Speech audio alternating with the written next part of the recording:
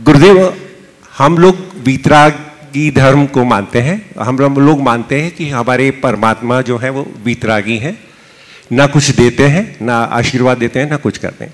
लेकिन हमारी जितनी भी पूजा है, स्तुतियां है, चालीसा है, जो कुछ भी हमारी भावनाएं होती है, यहाँ तक कि हमारे जो मंदिर में हम दर्शन भी करने के भाव होते हैं, तो वो एक याचक के रूप में होते हैं। कहीं ना कहीं ये बात जरूर आती है कि भगवान आप हमें ये दे दो, भगवान आप हमें ये कर दो, भगवान आप हमारा ये ऐसा हो जाए और ऐसा हो जाए। कई बार मेरे दिमाग में बात आती है व्यक्तिशः कि जब साधु भी मुनि भगवान के सामने बैठते हैं पीछे को ऊपर करके, तो वो एक ऐसा लगता है जैसे याचक की मुद्रा हो। तो महाराज जी, ये क्या है इस तरह के भाव मन में आना कि हम भगवान के सामने जाएं और कुछ ना मांगे, ये ऐसा हो सकता है क्या? और अगर ऐसा है तो वो जो लोग हमारे आज की जो जनरेशन है, वो यंगस्टर्स हैं, वो जो दूसरे साधु साधुओं के पास या दूसरे देवी देवताओं के पास इसी अपेक्षा से जाते हैं कि हम यहाँ आएंगे तो हमारी ये मनोकामना सिद्ध होगी और ये इस तरह से हमारे को यहाँ से लाभ मिलेगा, और वो वहाँ जाते हैं। तो उनको हम वे बैक कैसे करें एक तो, और ये करें महाराज जी। एक हुआ, नमोस्तु गुरुदेव। दूसरे के लिए फिर इसके बाद जी, आपने बहुत अच्छा सवाल किया। आपका सवाल तीन तरफ बटा हुआ है कि जब भगवान कुछ देते नहीं, लेते नहीं, तो हम भगवान के पास क्यों जाते हैं। दूसरा, जो लोग भगवान के पास याचना करते हैं उसका मतलब क्या। मुनि महाराज भी याचक मुद्रा में ही जाते हैं। और जब भगवान देते लेते नहीं हैं, तो जो लोग दूसरों के पास चले जाते हैं जो देते लेते हैं, तो उनको हम कैसे रोकें, है ना। सबसे पहले तो सिद्धांत को समझो। ये सच है कि भगवान न कुछ देते हैं न लेते हैं, पर मैं इससे एक कदम आगे बढ़ूंगा और कहना चाहूँगा, भगवान देते नहीं हैं, लेते नहीं हैं, ये बड़ी उथली बात है। भगवान दे नहीं सकते और ले नहीं सकते, ये सच्ची बात है। भगवान देना चाहे भी तो न दे सकते और न कुछ ले सकते, समझ गए। फिर भी भगवान के चरणों में आने से हमें सब कुछ मिलता है। सब कुछ मिलता है जो हम चाहते हैं, वो अभी हमें मिल जाता है। कैसे? जब हम भगवान के चरणों में भाव भरा नमन अर्पित करते हैं, हृदय में भावों में जो विशुद्धि आती है, उस विशुद्धि के निमित्त से हमारा माइंडसेट बदलता है। माइंडसेट बदलने से हमारे शरीर के रसायनों में परिवर्तन आता है। शरीर के रसायनों के परिवर्तन से कर्मों के रसायनों में परिवर्तन आता है। कर्मों के रसायनों में आने वाले परिवर्तन के कारण बहुत सारे अशुभ कर्म झड़ जाते हैं और नए पुण्य कर्म बंध जाते हैं। परिणाम ये निकलता है कि हमारे बहुत सारे रुके काम बन जाते हैं, बिगड़े काम सुधर जाते हैं, मनचाहा काम हो जाता है। इसमें भगवान बने केवल एक निमित्त है, लेकिन हमें वो सब कुछ दिखता नहीं। तो हम तो यही कहते हैं आपके ही कारण हुआ, ये आपके ही कारण हुआ। एक कृतज्ञता का भाव हमारे यहाँ प्रकट किया जाता है। सपोज आप मेरे पास आए और आपने हमें नमन किया, यहाँ आए और आते ही जिस दिन आए, मान लीजिए उस दिन आपका कोई रुका काम पूरा हो गया। अब आप बताओ क्या कहोगे? महाराज के आशीर्वाद से हुआ।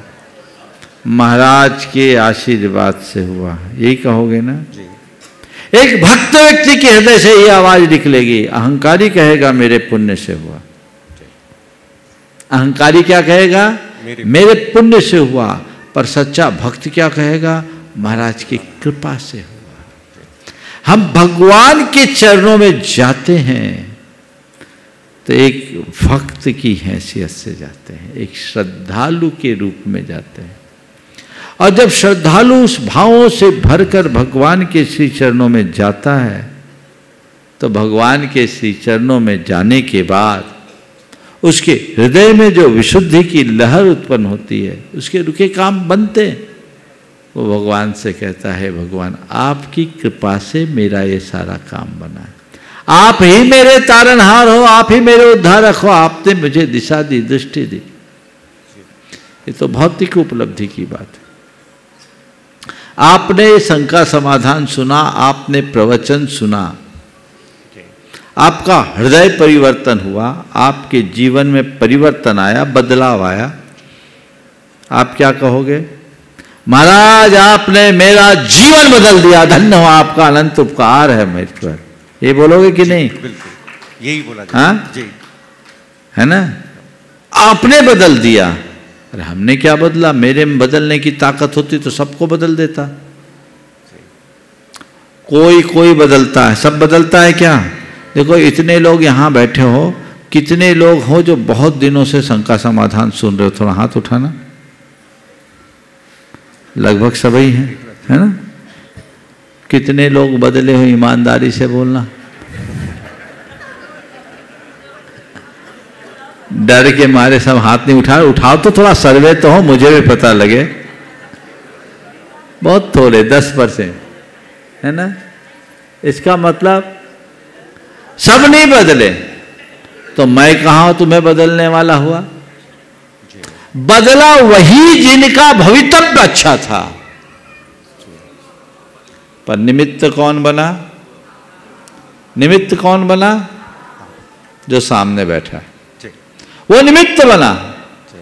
उसके निमित्त से परिवर्तन हुआ, तो जिसके हृदय में परिवर्तन घटता है उसके मुख से यही उद्गार निकलेगा, ये आपकी कृपा से हुआ, आपने मेरा उद्धार कर दिया। और ये निकलना भी चाहिए। ये तो व्यवहार है, व्यवहार में ऐसा ही बोला जाता है। जब आत्मा में डूब जाओ तो हमसे बाहर कोई है ही नहीं, लेकिन जब बाहर रहो तो आप ही मेरे तारनहार हो। नहीं त्राता नहीं त्राता नहीं त्राता जगत्रे, बीतरागात परो देवो न भूतो न भविष्यति। ये उद्गार है भक्ति के। ये उद्गार भी भाव विशुद्धि का कारण बनता है। समझ गए? मैंने अनेक बार इस संदर्भ में एक उदाहरण दिया, आज फिर देता हूं। एक दर्शन शास्त्र की प्रोफेसर ने मुझसे पूछा था कि महाराज जी मुझे जैनियों की सब बातें अच्छी लगती है, पर एक बात अच्छी नहीं लगती कि जैन लोग ईश्वर को तो मानते हैं, ईश्वर के कर्तृत्व को क्यों नहीं मानते। देखिए न ईश्वर ने मुझ पर कितनी बड़ी कृपा की। मेरे पति की दोनों किडनियाँ खराब हो गई थी, ईश्वर ने उसे ठीक कर दिया। तो मैंने कहा बहन जी यदि ये बात है तो मुझे आपके ईश्वर पर संदेह है। बोले क्या बात? मैंने कहा यदि यही बात है तो मुझे आपके ईश्वर पर संदेह है। उसने पूछा क्या बात है? मैंने कहा ईश्वर को किडनी ठीक ही करनी थी तो खराब क्यों किया?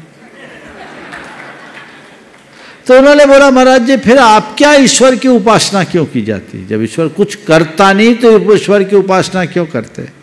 मैंने कहा आप दर्पण देखते? बोले हाँ देखते। क्यों देखते? बोले इसलिए कि चेहरे में कोई दाग धब्बा ना हो। तो मैंने कहा इसका मतलब जब आप दर्पण देखती हो तो दर्पण आपके चेहरे के दाग धब्बे को साफ करता है? नहीं महाराज, दर्पण हमारे चेहरे को साफ नहीं करता, दर्पण में देखकर हम खुद अपने चेहरे को साफ कर लेते हैं। तो मैंने कहा बहन जी बस यही कहता हूँ, भगवान हमारे लिए कुछ नहीं करते, वो एक दर्पण है, उनको देखकर हम अपनी विशुद्धि से अपना सब कुछ साफ कर लेते। समझ गए? तो ये तो एक पहलू हुआ। दूसरा, भगवान के सामने हम याचक की मुद्रा में कैसे जाएं? बिल्कुल नहीं जाओ। भगवान के सामने में याचक बनकर मत जाओ, उपासक बनकर जाओ। भगवान के चरणों में भिखारी मत बनो, पुजारी बनकर जाओ। लेकिन एक बात भी ये ध्यान रखने की है कि किसी बच्चे को कोई तकलीफ होगी तो वो माँ के आंचल में ही जाएगा और कहाँ रोना रोएगा। तो मन अशांत होने लगे, भगवान के पास जाकर प्रार्थना करो, अपने अभावों को पूरा करने के लिए नहीं, भगवान के सामने प्रार्थना करो अभावों में भी मुस्कुराते रहने की ताकत पाने की। प्रार्थना करो, याचना नहीं। ये सबसे उत्तम रास्ता है। हम मुनि लोग भगवान के सामने ऐसे खड़े होते हैं तो कुछ मांगते नहीं है, ये हमारी वंदना मुद्रा है, समझ गए? ये वंदना मुद्रा है, और वंदना मुद्रा से हम भगवान के प्रति भक्ति करते हैं, प्रार्थना करते हैं। क्या प्रार्थना करते हैं? भगवान आप जैसा हम बन जाएं, आपके द्वारा बताए मार्ग पर निर्बाध रूप से चलते हुए अपने जीवन के चरम लक्ष्य को प्राप्त करें। हमारी हर वंदना में एक ही भावना होती है, मेरे दुखों का क्षय हो, मेरे कर्मों का क्षय हो, मेरा सुगति गमन हो, और मेरा समाधि मरण हो, और आपके गुणों की प्राप्ति हो। मांगो तुम भी, ये मांगना है तो मांगो, भगवान को भगवान से मांगने ही चाहते हो तो वो मांगो जो भगवान के पास है, भगवान की गद्दी मांग लो, अब भगवान दे भी देंगे। भगवान कहते हैं मुझे किसी ने दिया नहीं, तुम्हें भी अपने आप मिलेगा, अगर मेरे रास्ते पर चलोगे तो पक्के तौर पर पाओगे। अब आपका तीसरा पहलू, एक में ही 3 हो गए इसलिए दूसरे का नंबर नहीं लगेगा, इसी में तीसरा आगे बता रहा हूँ। तीसरा पहलू, जब जैन लोगों को ये कहते भगवान कुछ देते लेते नहीं है तो लोग इधर उधर डाइवर्ट हो जाते हैं। मैं उन लोगों से कहता हूँ भैया ऐसी कौन सी शक्ति है जो भगवान के पास ना हो और दूसरों के पास हो? जो भगवान नहीं दे सके वो दूसरे कैसे दे देंगे? जो काम भगवान नहीं कर सकते वो कोई नहीं कर सकता है, तय है, क्योंकि हर जीव अपने अपने कर्मों के अनुरूप शुभ अशुभ संयोगों को भोगता है, कोई नहीं दे सकता। एक बार एक ने कहा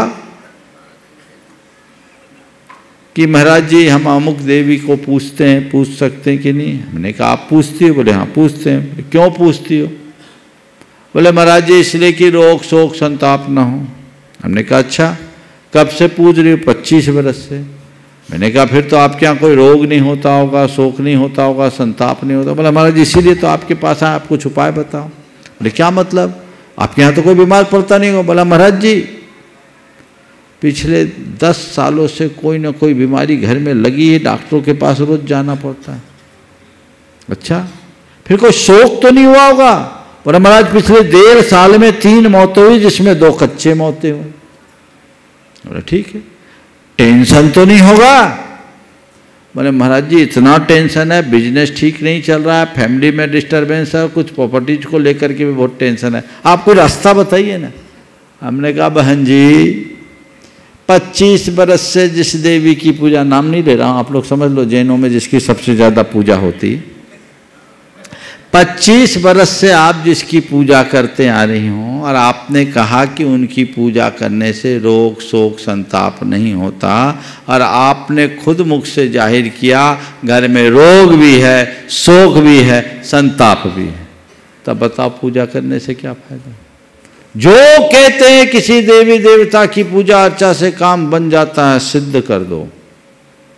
सबसे पहला समर्थन मैं करूँगा, सारे मंदिर बंद करा के उनके मंदिर बनवा दूंगा, क्योंकि देश के अस्पताल बंद हो जाएंगे, जनता का कितना बड़ा कल्याण होगा। है यह संभव?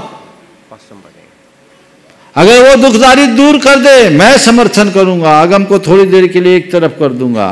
अच्छा है, देश की गरीबी हट जाएगी, 77 साल से सरकारें नहीं मिटा पाई, वो मिटा देगी।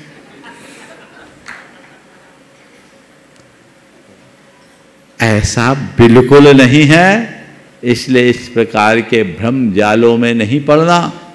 हमें चाहिए आज की पीढ़ी को हम तार्किक तरीके से तात्विक बात समझाएं, उनको छोटी छोटी फुलझड़ियां न पकड़ाएं, उन्हें जीवन के यथार्थ का बोध कराएं, जिससे वो अंदर से मजबूत बने, समर्थ बने और अपने जीवन का सच्चा रस ले सके, जीवन का आनंद।